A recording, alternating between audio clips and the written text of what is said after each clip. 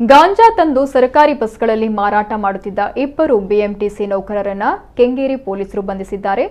ವಿಠಲ್ ಭಜಂತ್ರಿ ಮತ್ತು ಶರಣ ಬಸಪ್ಪ ಬಂಧಿತರು. ಆರೋಪಿಗಳಿಂದ 9.8 ಕೆಜಿ ಗಾಂಜಾ ವಶಕ್ಕೆ ಪಡೆಯಲಾಗಿದೆ. ಬಿಎಂಟಿಸಿಯಲ್ಲಿ ಚಾಲಕ ಮತ್ತು ನಿರ್ವಾಹಕರಾಗಿ ಕೆಲಸ ಮಾಡ್ತಾ ಇದ್ದ ಆರೋಪಿಗಳು ಗಾಂಜಾ ಮಾರಾಟ ಮಾಡ್ತಾ ಇದ್ರು. ಸರ್ಕಾರಿ ಬಸ್ಗಳಲ್ಲಿ ಸಾರಿಗೆ ನೌಕರರಿಗೆ ಮುಕ್ತ ಓಡಾಟಕ್ಕೆ ಅವಕಾಶ ನೀಡಿರೋದನ್ನ ದುರ್ಬಳಕೆ ಮಾಡಿ ಕೃತ್ಯವನ್ನ ಎಸಗಿದ್ದಾರೆ. ಇನ್ನು ಕೆಂಗೇರಿ ಸಮೀಪದ ತುರಹಳ್ಳಿ ಅರಣ್ಯ ಪ್ರದೇಶವನ್ನ ಅಕ್ರಮಕ್ಕೆ ಅಡ್ಡ ಮಾಡಿಕೊಂಡಿದ್ದ ಗಾಂಜಾ ಪೆಡ್ಲರ್ಗಳು ಕಳೆದ 3 ವರ್ಷಗಳಿಂದ ದಂಧೆಯಲ್ಲಿ ಭಾಗಿಯಾಗಿದ್ರು. ವಿಜಯಪುರ ಮತ್ತು ಕಲಬುರಗಿಯಿಂದ ಗಾಂಜಾ ತಂದು ಕೆಜಿಗೆ 40 ರಿಂದ 50 ಸಾವಿರಕ್ಕೆ ಮಾರಾಟ ಮಾಡ್ತಿದ್ರು. ಆರೋಪಿಗಳ ವಿರುದ್ಧ ಕೆಂಗೇರಿ ಪೊಲೀಸ್ ಠಾಣೆಯಲ್ಲಿ NDPS ಕಾಯ್ದೆಯಡಿ ಕೇಸು ದಾಖಲು ಮಾಡಲಾಗಿದೆ.